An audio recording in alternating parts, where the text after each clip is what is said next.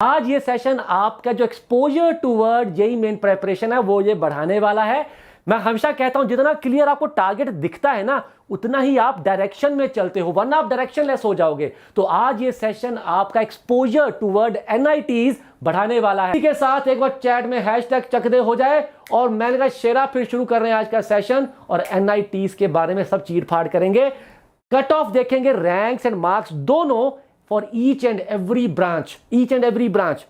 भाई देखो हम जेई की तैयारी क्यों करते हैं? हमें जेई के through IITs, NITs, triple ITs और जीएफटीआईज मिलते हैं। क्या जेईई ओनली एग्जाम है जिसके थ्रू इंजीनियरिंग कॉलेज मिलते हैं? नहीं, इसके अलावा कुछ और एग्जाम्स भी हैं। बिट सेट का होता है, वीआईटी ट्रिपल ई होता है, बहुत सारे होते हैं, 2-3 और भी हैं। बट हमारा मेजर पता है कि जेईई तो ऐसा है कि हमें देना ही देना है।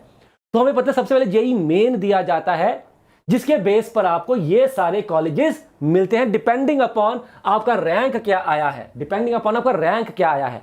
और कुछ टाइम से मल्टीपल अटेम्प्ट्स में हो रहा है, मल्टीपल शिफ्ट्स होती हैं, तो यानी कि परसेंटाइल का रोल बहुत ज्यादा आ जाता है, आपका नॉर्मलाइज्ड स्कोर बनाया जाता है। आई होप यू नो, मैं आपको इंट्रोडक्शन दे रहा हूं। आई एम एज्यूमिंग कि तुम सारे बच्चे वो हो जो तैयारी कर रहे हैं पर चीजों के बारे में अभी धीरे धीरे जानना चाहते हैं, अभी उतना क्लियर नहीं जानते। इन सेशंस का पर्पस यही रहेगा कि मैं आपको पूरा इन डिटेल बता दूं कि जेईई होता क्या है, राइट? एंड यस, आईआईटीज की अगर बात करें, जेई मेन में अगर आपका एक क्वालिफाइंग स्कोर आ जाता है तो आप आईआईटी का जो एंट्रेंस टेस्ट है जेईई एडवांस्ड वो देते हो।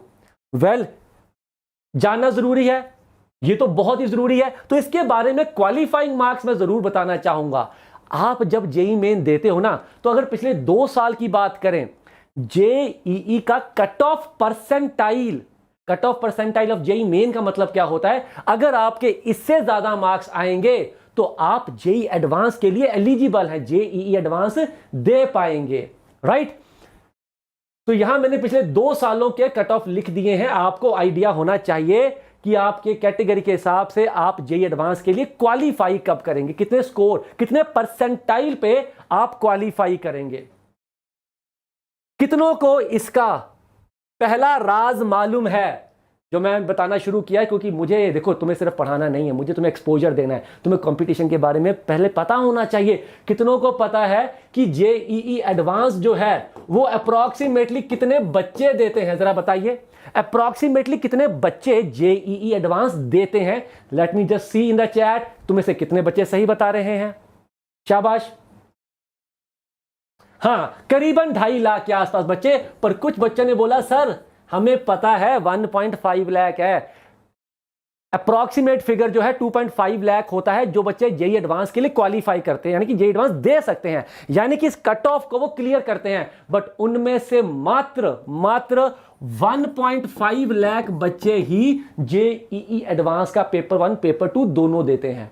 कुछ ऐसे बच्चे होते हैं जो पेपर 1 देते पेपर 2 ही नहीं देते, ऐसे बच्चे भी होते हैं। उनको पेपर 1 में क्लैरिटी आ जाती है कि अपना हो गया।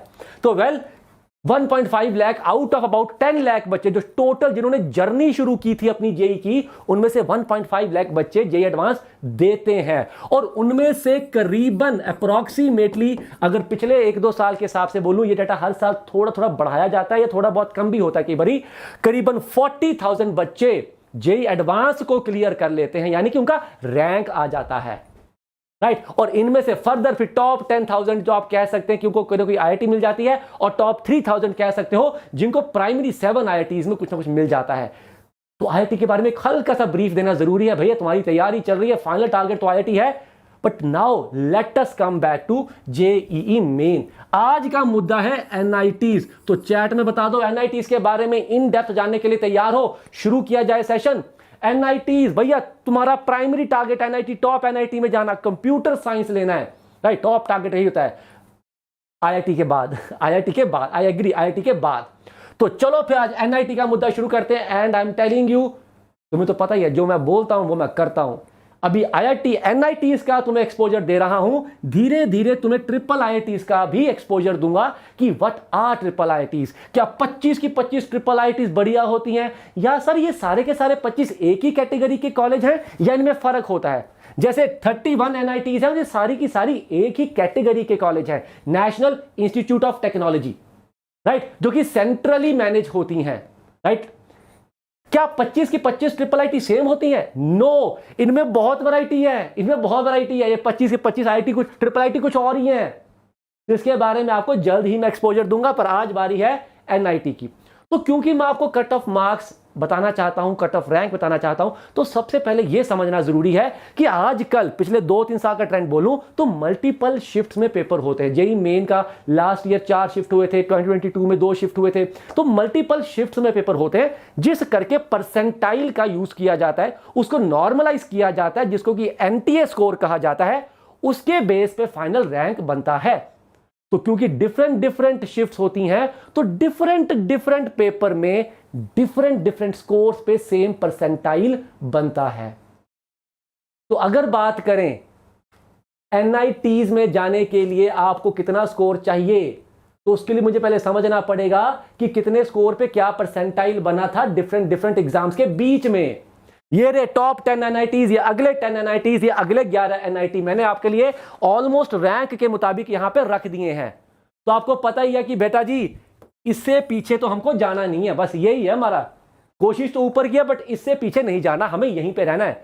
आपको ना ये पता होना चाहिए। आपसे कोई बात करे, हाँ भाई टॉप एनआईटीज कौन से है बताओ, तो ऐसा ना हो कि तुम ये वाले एनआईटी गिनाने लग जाओ या अपने स्टेट का एनआईटी गिनाने लग जाओ। नो, पता होना चाहिए, टॉक सेंस, भैया ये टॉप एनआईटीज होते हैं, राइट। तो आपके लिए मैंने ये 31 ऑर्डर वाइज रख दिए हैं।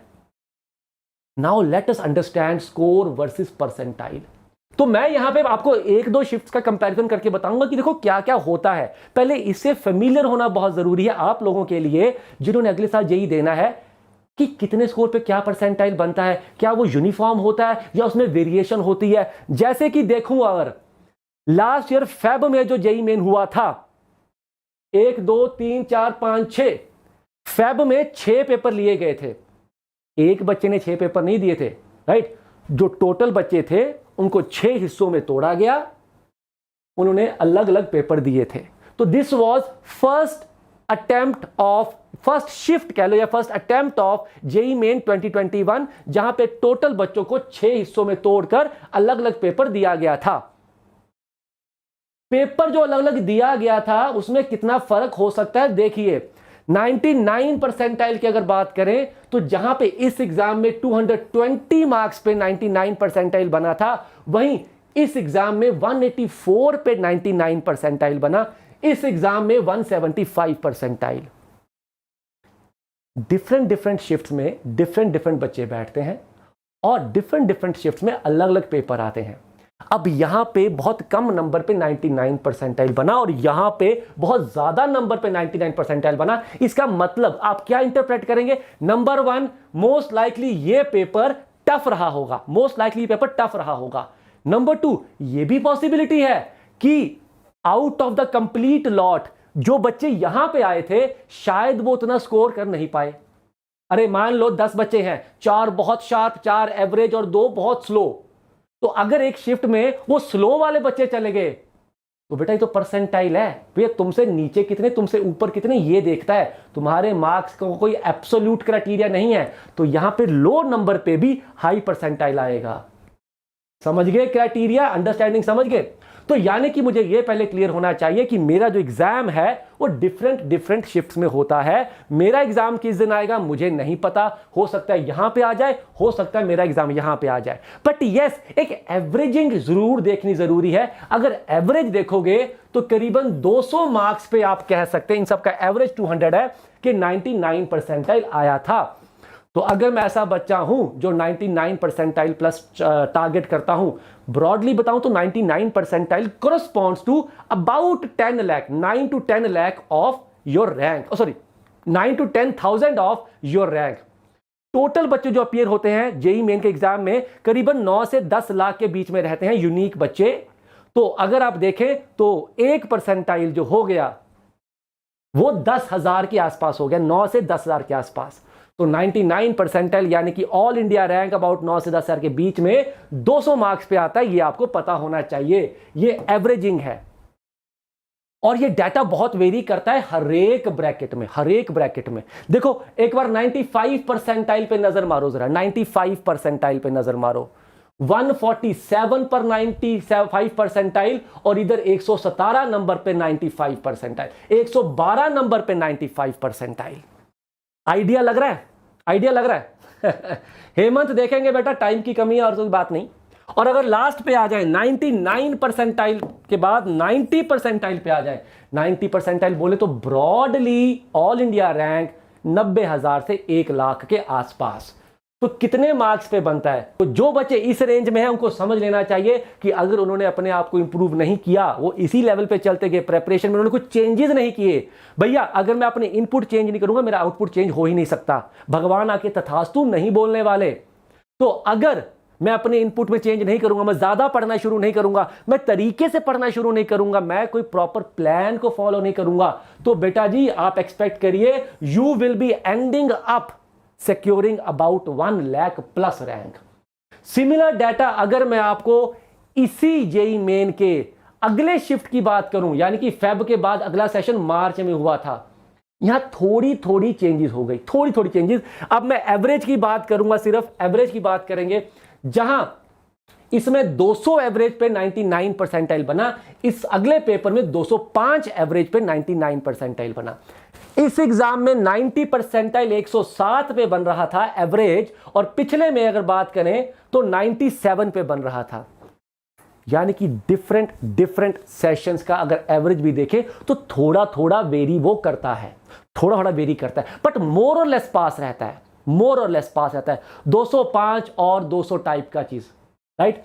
नाउ सिमिलरली आप मार्च की फेब के बाद मार्च सेशन हो गया, अप्रैल सेशन हो गया, यहां मैंने आपके लिए सारा एनालिसिस रख दिया है सो दैट कि यू अंडरस्टैंड कि क्या होता है broadly rank, I mean percentile और मार्क्स में आपस में रिश्ते नाते कैसे होते हैं। सबको यह समझ आ गया? बोल दो चैट में फटाफट कि परसेंटाइल और मार्क्स में कैसे खेल कूद चलता है, ये ब्रॉडली समझ आ गया।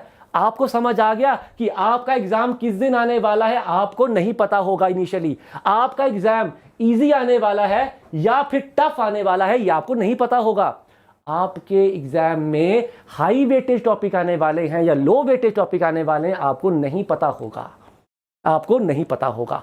यस, तो you need to prepare properly. And आओ भाई आगे चले, अगर तो अगस्त, ये 4 अटेम्प्ट का यहां मैंने डिटेल डेटा देख लिया, इसको अच्छे से स्टडी करिएगा, एक अच्छा व्यू बना लीजिएगा क्या क्या हुआ था डिफरेंट एग्जाम्स में। एक मैंने प्रॉपर आपको बता दिया, आगे आपके लिए रख दिया गया है।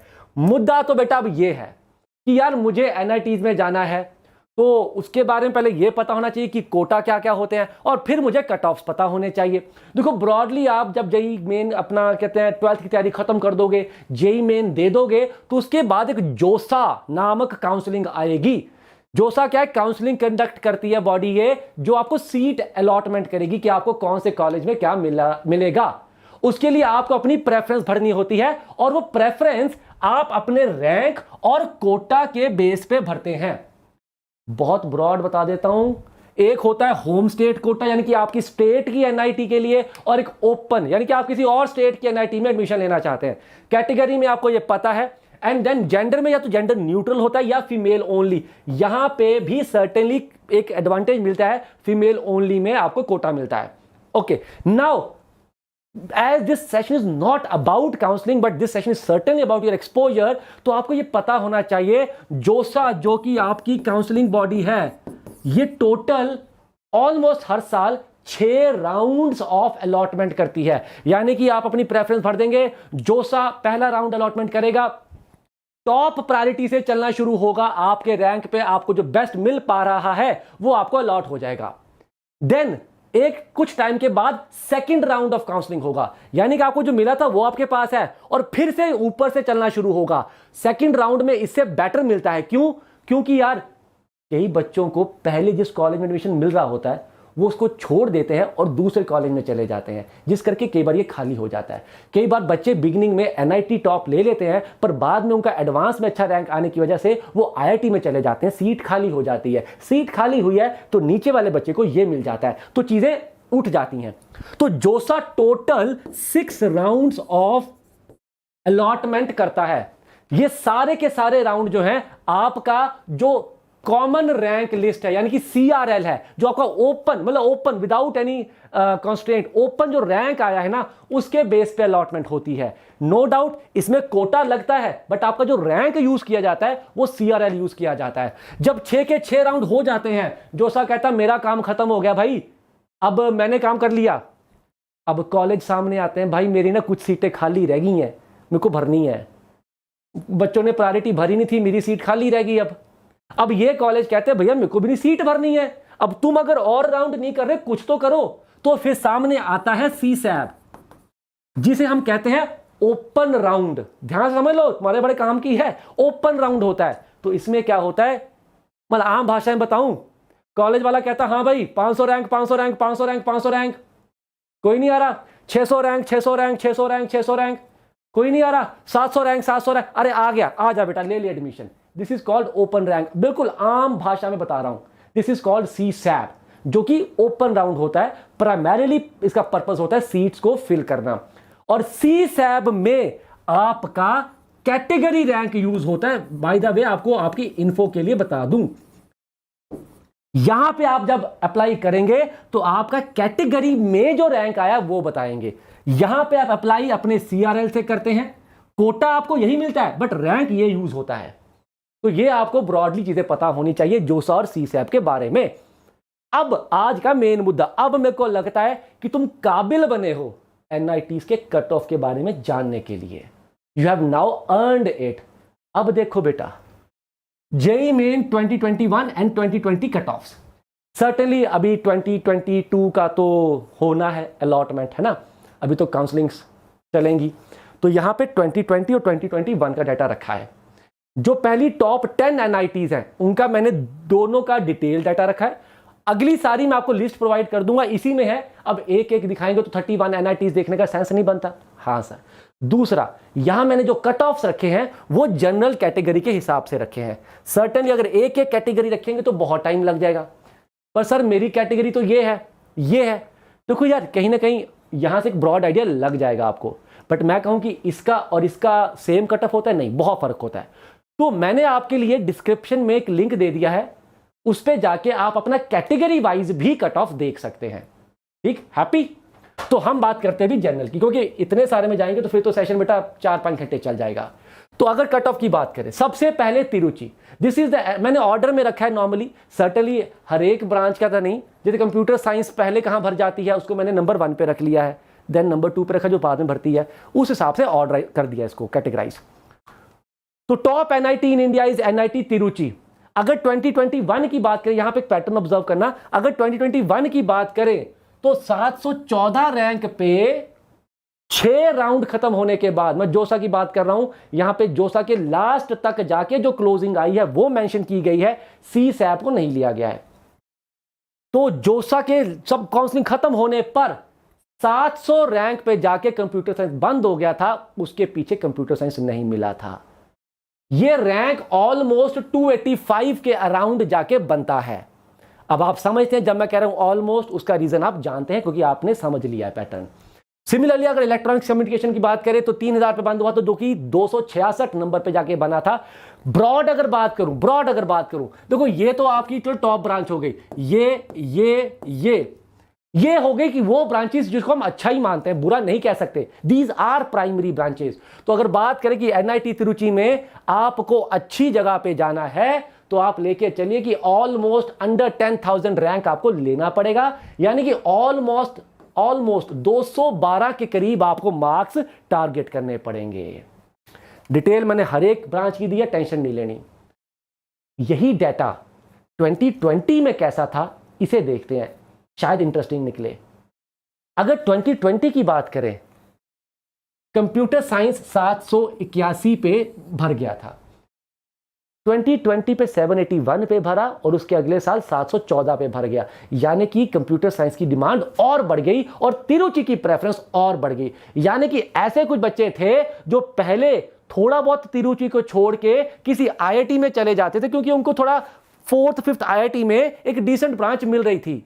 But with time they are realising कि तिरुचि का जो कंप्यूटर साइंस है वो कुछ IITs के डिसेंट ब्रांच से भी अच्छा है, तो they are preferring it, right. So यहां पे और जहां पर अगर बात करें मैकेनिकल की बात करें तो करीबन 6,500 पे ये क्लोज हो गया था, जो कि यहां पे 9,000 पे क्लोज हुआ।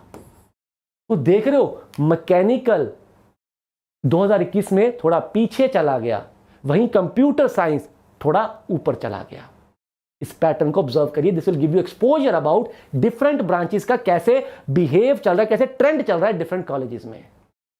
ओए मेरे प्यारे बच्चे, मेरा बच्चा कहता प्यारा शेरा ये जेई मेंस के अकॉर्डिंग है या एडवांस का? मेरे प्यारे शेर, एनआईटीज जेई मेन के बेस पे मिलती हैं, तभी कहता हूं ये सेशन तुम्हारे लिए बहुत जरूरी है, ये एक्सपोजर देते हैं तुमको। ओके, हम बात करते हैं एनआईटी सूरतकल की, जो कि कह सकते हो कि दूसरे नंबर पे आती है। 1111 रैंक पे कंप्यूटर साइंस बंद हो गया था, जो कि करीबन 282 मार्क्स पे बनता है। और वहीं पे अगर बात करें इसके डिसेंट ब्रांचेस की, टॉप के बाद आईटी, एक चीज ऑब्जर्व करो, यहां पे आईटी दूसरे नंबर बैठा हुआ है, इंफॉर्मेशन टेक्नोलॉजी, राइट? तो पता होना चाहिए कि आईटी काफी अच्छा ब्रांच है। May not be in each and every college, but maximum college में आईटी काफी अच्छा ब्रांच माना जाता है, जो कि तुम में से शायद कुछ को नहीं पता होगा। Yes Rajauria, you are saying correct, मैं भी वही कर रहा था बेटा। एक बच्चा कहता सर डीटीयू वगैरह किस कैटेगरी में आते हैं? बहुत इंपॉर्टेंट क्वेश्चन पूछा, सुनो बेटा मेरे जवानों। एक हो गए ट्रिपल आईटी, एक हो गए एनआईटी, एक हो गए जीएफटीआई। ये डीटीयू जो है ना, ये इनमें से किसी में नहीं आता, ये आते हैं स्टेट कॉलेजेस में, समझ गए? DTU types college. तो इनकी जो काउंसलिंग भी है ये जैक करवाता है, जो सा इनकी काउंसलिंग कराता है उसकी जैक करवाता है, जैक दिल्ली, राइट? तो वो है स्टेट कॉलेजेस। रैंक उसका भी जेई मेन के बेस पे एडमिशन होता है, बट वो है स्टेट कॉलेजेस। ये छोटी छोटी चीजें पूछते भी रहो और सीखते भी रहो। चलो बात करें मैकेनिकल की, तो करीबन 11,000 पे जाके ये बंद हुआ था। अगर हम बात करें कि यार वो ब्रांचेस जो ठीक है टॉप पे रहती हैं, अच्छी मानी जाती हैं, वहीं 2020 में अगर देखें तो क्या हुआ था, इससे एक साल पीछे बोले तो एक मिनट को पीछे, कंप्यूटर साइंस 1300 पे बंद हुआ था और मैकेनिकल करीबन 9,500 पे बंद हुआ था। ये 1300 पे हुआ था 2020 में, और जब आप 21 में गए तो ये 1100 पे बंद हो गया। देख रहे हो, कंप्यूटर साइंस का क्रेज बढ़ता हुआ साफ दिख रहा है, कंप्यूटर साइंस की और प्रेफरेंस साफ दिख रही है। वहीं मैकेनिकल इंजीनियरिंग देखो, उसमें हुआ था 2020 में 9,000 कुछ पे, और 2021 में चला गया 11,000। कितनों को ट्रेंड समझ आ रहे हैं, कितनों को समझ आ रहा है कि यार मेरे को कैसे देखना है चीजों को, एक्सपोजर मिल रहा है। इस सेशन का पर्पस एक्सपोजर ही है, और अगर एक्सपोजर हो रहा है, चीजें सीख रहे हो, तो लाइक करना मत भूलो। मैं उस पर काउंट रखता हूं, एटलीस्ट बराबर तो रखा करो, पटाख पटाख लाइक तो ठोकते रहा करो, क्योंकि जब लाइक ठोकते तुम भी खुश होते, मैं भी खुश होता हूं, पॉजिटिविटी अराउंड यार खुश रहते हैं, राइट? तो पटाख से इसको बढ़ा दो, पटाख से करके बढ़ाओ, एकदम से टक टक टक, यूट्यूब का सिस्टम हैंग हो जाए ऐसे बढ़ाओ, पट पट पट पट पट पट पट लाइक।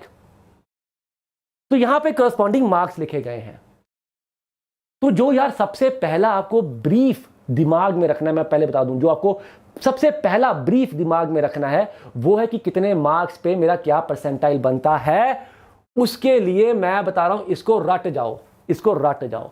सबसे अच्छा जो आपको एक कह लो कि एक अंडरस्टैंडिंग मिलेगा वो ये मिलेगा, 200 पे 99%, 130 पे 95 परसेंटाइल, और 97 पे 90 परसेंटाइल। और परसेंटाइल की अंडरस्टैंडिंग ऐसे रखनी है कि एक परसेंटाइल ब्रॉडली 10,000 रैंक गिराता है। तो 99 परसेंटाइल यानी कि 10,000 रैंक, 95 परसेंटाइल यानी कि 50,000 रैंक, 90 परसेंटाइल यानी कि 1 लाख रैंक। इतने नंबर पे ये रैंक बनता है, इसको पी जाओ, यही तुम्हारे पैरामीटर बनेंगे अपने आप को चेक करने के लिए time to time. After Surathkal it comes Warangal आता है, राइट?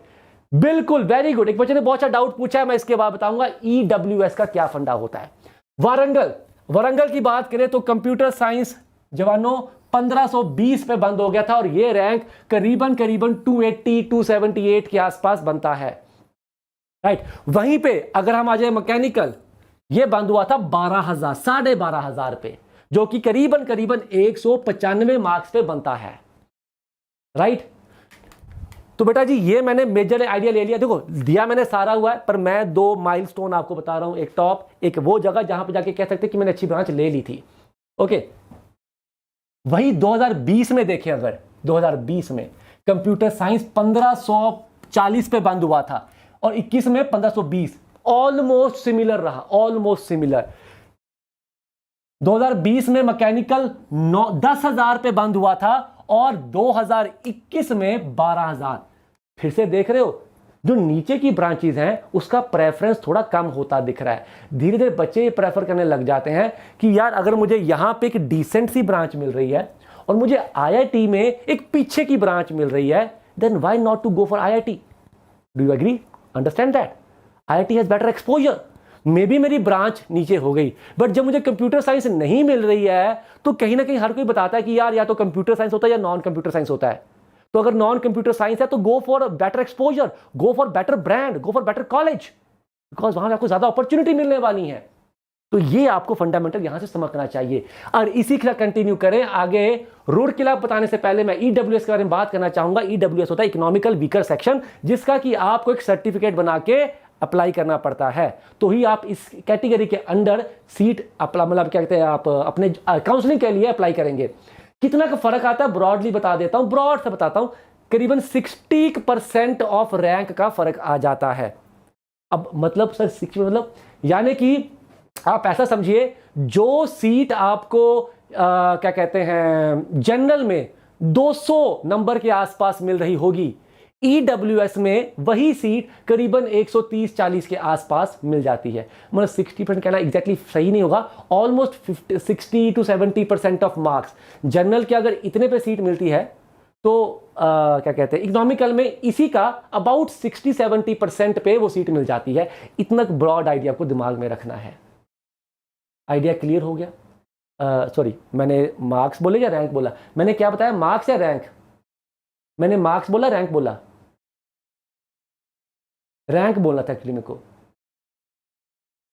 को रैंक बोलना था, मैंने मार्क्स बोल दिया। अरे शिट, मोटा मोटा मैंने रैंक बोलना था। जो जनरल को करीबन 60-70 हज़ार पे मिलता है, वही सीट ईडब्ल्यूएस में करीबन 1 लाख पे मिल जाती है। ओके, हाँ आ जाओ। Then comes NIT Rourkela. तो एनआईटी रूरकेला की अगर बात करें तो बेटा जी क्लोजिंग रैंक सीएससी का करीबन 2,2500 2021 में, और वही 2020 में देखें तो कंप्यूटर साइंस का 3,000 कुछ। फिर से कंप्यूटर साइंस में जंप दिख रहा है। 2020 में जहां पे 3,300 पे बंद हुआ था और 2021 में वही बंद हो गया था 2,300 पे। करीबन 1,000 रैंक का फर्क पड़ गया, 1,000 रैंक का फर्क पड़ा। तो अब मैं एज्यूम करता हूं कि आपको ब्रॉडली समझ आ गया है कि कैसे चल रहा है, और यहां पे करस्पॉन्डिंग एक्सपेक्टेड मार्क्स लिखे भी गए हैं। अगर बात करें मैकेनिकल तक की तो 180 नंबर पे आप रूरकेला को एक्सपेक्ट कर सकते हैं, जो कि अच्छी एनआईटी है। बाय द वे बहुत सारे बच्चों ने वैसे यूट्यूब पे रूरकेला के लिए बहुत सारे सेशन भी डाले हुए हैं, देखे होंगे आपने। बहुत सारे बच्चे जो एनआईटी रूरकेला जाते हैं, पता नहीं या तो एनआईटी रूरकेला को कोई वरदान मिला हुआ है, तुम्हारे पास बहुत सारे यूट्यूबर आएंगे भाई, फ्री फंड में पॉपुलैरिटी होती है रूरकेला की। बहुत सारे बच्चे ऐसे जो एनआईटी रूरकेला जाते हैं और वो कुछ यूट्यूब पे कुछ करते हैं, तो एनआईटी रूरकेला के बहुत सेशन मिलेंगे आपको, बहुत वीडियोस मिलेंगी आपको यूट्यूब पे, राइट। तो इसकी फ्री फंड में फुल ऑन पब्लिसिटी होती है। तो इसी तरह से आगे मैंने आपको सारा डाटा दिया हुआ है। एनआईटी, अरे यार एनआईटी इलाहाबाद, तुम में से कितने बच्चे हैं जो जानते हैं कि यार एनआईटी इलाहाबाद ने आजकल मचाया हुआ है, पिछले कुछ सालों में इसने अलग ही पॉपुलैरिटी गेन की हुई है? यस और नो? कितने बच्चे जानते हैं? बोलो बोलो, शाबाश। नो परिधि, दैट इज अ जीएफटीआई। जो कॉलेज आप कह रहे हो वो जीएफटीआई है बेटा, that is not an NIT. हाँ सर, प्लेसमेंट के नाम पे एनआईटी इलाहाबाद ने मचाई हुई है आजकल। अगर मतलब ऐसा नहीं कि शुरू से ही है, पिछले 2-3 साल में ही एकदम से आग लगा रखी है। तो इसके बारे में जानना तो बहुत जरूरी है भैया। कंप्यूटर साइंस में करीबन 3,500 रैंक पे बंद हो गया था लास्ट ईयर ये, और ये रैंक करीबन 270 मार्क्स पे बनता है। और वहीं पे जहां बात करें मैकेनिकल तक की, मैकेनिकल करीबन 180 मार्क्स पे यहां मिल जाता है। रैंक की बात करें तो 18,000 rank, all India rank 18,000। Let me just see कि तुम बातों को ध्यान से सुन के दिमाग में भी रखते हो। 18,000 रैंक यानी कि रफली कितना परसेंटाइल, जरा बताइए। 18,000 रैंक यानी कि रफली कितना परसेंटाइल? जरा देखो कि तुम कितने ध्यान से बातों को समझ रहे हो, सुन रहे हो। सर आइसर के बारे में बता दो बेटा। आइसर के बारे में बताएंगे, बट आज तो नहीं ना, आज तो एनआईटी चल रहा है। हाँ 98.2, शाबाश शशांक। सबने 98 बोला, 98 भी बिल्कुल सही है क्योंकि 9 से 10,000 का ही रैंक होता है एक परसेंटाइल से, तो सही है 98 या 98.2 के आसपास। मैं क्या दिल खुश कर दिया, तुम सारे चैंपियन हो। मैं क्या एक बार यार लाइक बराबर कर दो, अगली बार मुझे बोलना ना पड़े यार, बराबर कर दिया करो लाइक पटाख से। मोहित सर कहते ना लाइक बढ़ा दो, 1000 तक ले जाओ, तो वैसे ही कुछ 1000 तक ले जाओ। So NIT Allahabad is a very good NIT these days. Many students are preferring this NIT. That is why इसका कंप्यूटर साइंस का कट ऑफ काफ़ी ऊपर है, 2751, 51 को 51 कहते हैं सपोज। 2020 में देखें तो कंप्यूटर साइंस 3000 पे बंद हुआ था, ये ऊपर उछल गया। अगर मैकेनिकल की बात करें तो 15000 तक गया था, जो कि सिमिलर ट्रेंड को फॉलो करते हुए पीछे चला गया है। तो बात वही है, अब तक आपको आइडिया लग ही चुका। मैं एक ही बात 4 बार बता चुका हूं, कंप्यूटर साइंस के रैंक नॉर्मली ऊपर चले गए हैं अच्छे कॉलेजेस में, और पीछे ब्रांच के रैंक थोड़े से पीछे चले गए हैं। उसका मोस्ट प्रोबेबल रीजन यही है कि बहुत सारे बच्चे कई बार इस ब्रांच को लेने की बजाय NIT में, IIT में कोई पिछला ब्रांच ले लेते हैं, right. That is what they are looking forward to. आजकल अगर बात करें, हाँ सर कौन सी ब्रांच में ज्यादा मैथ यूज होता है? जस्ट फॉर योर इंफॉर्मेशन, सारे ही जो बीटेक की ब्रांचेस हैं उनमें पहले साल में कॉमन ही सिलेबस होता है और उसमें मैथ होता है, तुम्हें मैथ पढ़ना पड़ता है। 11-12 के मैथ में से थोड़ा सा कह लो कि इंटीग्रेशन और मैट्रिसेस डिटर्मिनेंट टाइप की चीज़ें आती हैं, बाकी मैथ इतना नहीं होता। नया मैथ पढ़ते हो आप थोड़ा सा ग्रेजुएशन में जाके, और फर्स्ट ईयर के बाद फिर चीज़ें कंप्लीटली चेंज हो जाती हैं, वो फिर ब्रांच के हिसाब से मैनिपुलेट होती हैं। पर पहले साल में सबको मैथ पढ़ना पड़ेगा आपको वहाँ पे जाके। ओके, इंटीग्रेशन और मैट्रिसेस डिटर्मिनेंट चलेंगे। तो ये रहा NIT जयपुर। तो मेरे हिसाब से अब आपको आइडिया लग चुका है, 2020 का है। Again NIT Jaipur similar trend, then Calicut and then Nagpur. जो एक NIT के बारे में बात करना चाहूंगा वो है NIT Kurukshetra. Very good NIT। आप कह सकते हो कि अगर मेरे को यार कुछ ना टॉप कॉलेजेस नहीं मिल रहे हैं, टॉप NIT नहीं मिल रही है, या कुछ अच्छे GFTI नहीं मिल, GFTI वैसे बहुत कम ही है जो अच्छे हैं, कुछ स्टेट कॉलेज अच्छे नहीं मिल रहे हैं, पर NIT कुरुक्षेत्र में मेरी एंट्री हो रही है, भैया कर लेनी चाहिए। It is a very good college NIT Kurukshetra. आप कह सकते हो कि मैं पर्सनली बताऊं तो यहाँ पे जाके मैं कहता हूँ कि अच्छे NITs का अब फुल स्टॉप लगा देना चाहिए। हालांकि इसके आगे कुछ NIT जलंधर आएगा और दिल्ली भी आएगा, वो भी अच्छे हैं, मना नहीं कर रहा, पर एक होता है ना यार, बोले यहाँ तक तो बढ़िया प्लेसमेंट बढ़िया है, नंबर ऑफ बच्चे प्लेस बहुत अच्छे हैं, हाई पैकेज एवरेज पैकेज बहुत अच्छे हैं, एक्सपोजर डिसेंटली अच्छा है, तो कह सकते हो कि यहाँ पे जाके वो चीज़ रुक जाती है जो आपको फुल स्टॉप लगाना चाहिए।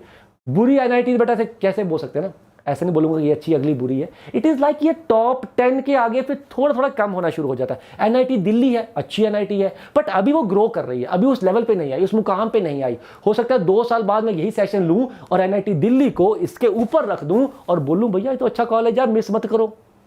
पर मैं बता रहा हूँ भैया, आज तक जो डाटा कहता है, आज की डेट में जो डाटा कहता है, उसके हिसाब से यहां पे रुकना आपको बनता है। इसके आगे जब जाओगे तो फिर NITs थोड़े से कह लो कि बिखर जाते हैं, राइट। तो कुरुक्षेत्र की बात करें तो कंप्यूटर साइंस 6000 पे बंद हो गया था 2021 में। वहीं 2020 की अगर बात करें, यहाँ इसका डाटा है नहीं, वो आगे है, चलो वो मैंने आगे डाला हुआ, डोंट वरी, आगे डाला हुआ है, ठीक है। तो NIT कुरुक्षेत्र 6000 पे बंद होता है लास्ट ईयर, 240 के आसपास ये रैंक बन जाता है। और वहीं अगर मैकेनिकल की बात कर दें तो 25000 के आसपास ये बंद होती है और 160 के करीब ये रैंक बन जाता है। So that is how NITs का जो cut off rank and marks चलते हैं। 10 NIT टॉप मैंने आपको बता दिए, पहले 3-4 डिटेल में डिस्कस कर दिए, इसके बारे में एक ब्रीफ आइडिया दे दिया है। इसके आगे सारे NIT मैंने ऐड किए हुए हैं जो कि आपको PDF में मिल जाएंगे। टेलीग्राम ज्वाइन कर लेना है, तुम सबको पता है कि यहाँ पे तुमको बहुत कुछ मिलता है। वैसे मैं बहुत सारे CBT मोड के टेस्ट यहाँ पे फ्री ऑफ कॉस्ट शेयर करता हूँ जब आपका JEE मेन आने वाला होता है, तो इस टेलीग्राम पे बने रहिए। यहाँ तक कि JEE एडवांस्ड के भी मैंने CBT मोड टेस्ट शेयर करवाए थे इस चैनल पे, इसी टेलीग्राम पे, वो भी ऐसे टेस्ट जहां पे क्वेश्चंस के बारे में गारंटी थी कि ये क्वेश्चन कहीं नहीं मिलेगा, यानी कि वो सेल्फ मेड क्वेश्चंस थे। तो टेलीग्राम को जरूर ज्वाइन करके रखिए, लिंक आपको डिस्क्रिप्शन मिल ही जाएगा। लाइक शेयर सब्सक्राइब किए बिना जाना ही नहीं है, लाइक तुमने कर देना है, जाते जाते इसको थोड़ा और काउंट बढ़ा देना है, एंड दोस्तों से शेयर कर दो व्हाट्सएप पे, यार ये बहुत काम की चीज़ है, सबका एक्सपोजर बढ़ना चाहिए, it is a very noble cause. Subscribe करोगे तो यार ऐसी एक्सपोजर वाली वीडियोस मिलती रहेंगी, और साथ में आपको पढ़ाते रहते हैं। आपके लिए कंप्लीट चैप्टर इन 1 वीडियो चल ही रहा है, साथ में आपके लिए एक नई सीरीज शुरू हो रही है कमिंग मंडे से, जहां पे हम आपको 12th का पहले चैप्टर से लेके लास्ट चैप्टर तक 40 डेज के अंदर अंदर रिवीजन करवाने वाले हैं। मंडे से शुरू हो रही है, डेली एक सेशन होगा, 4 से 6 PM का स्लॉट है। स्लॉट को बुक कर लीजिए और उसको अच्छे से अटेंड करिए, ठीक। और जैसे ही 12th की रिवीजन खत्म होगी, आपका सिलेबस खत्म, साथ ही साथ 12th की रिवीजन खत्म, मैं का 12th हो गया सुपर स्ट्रांग, उसके बाद 11th को पे लेंगे, ठीक। सर IIT के वीडियोस थोड़े अरे बेटा, मैं लास्ट ईयर मैंने वीडियोस किए थे, आप चाहो तो सर्च मार सकते हो, most beautiful campus Arvind Kalia sir, तो वहाँ मैंने ये सेशन किया हुआ, जहाँ मैंने कुछ अच्छे कैंपसेस आपको दिखाए हुए हैं, just to motivate you, just to give an exposure कि आप जब कॉलेज जाते हो तो कॉलेज कैसा होता है, ठीक है। नहीं आ रहे हैं ना, नहीं भूला बेटा ठीक है। यस आदित्य, सेशन मंडे से शुरू हो रहा है, जो मैंने सीरीज बात की है वो मंडे से शुरू हो रही है आपकी। मंडे बोले तो आपकी 24, 25, 26 को, ठीक। God bless you all, love you very much, so keep learning, keep enjoying, and no second thought when it comes to help somebody which is well within your capacity। और अगर वो academics की help है, वो तो बेटा दिल खोल के करनी चाहिए, ठीक है। Bye bye, love you all. Sir your college बेटा, I am from IIT Delhi, ठीक है जी। IIT दिल्ली 2000 कितना था भैया, 8 पास आउट, हाँ 2008 पास आउट। चलो bye bye, God bless you.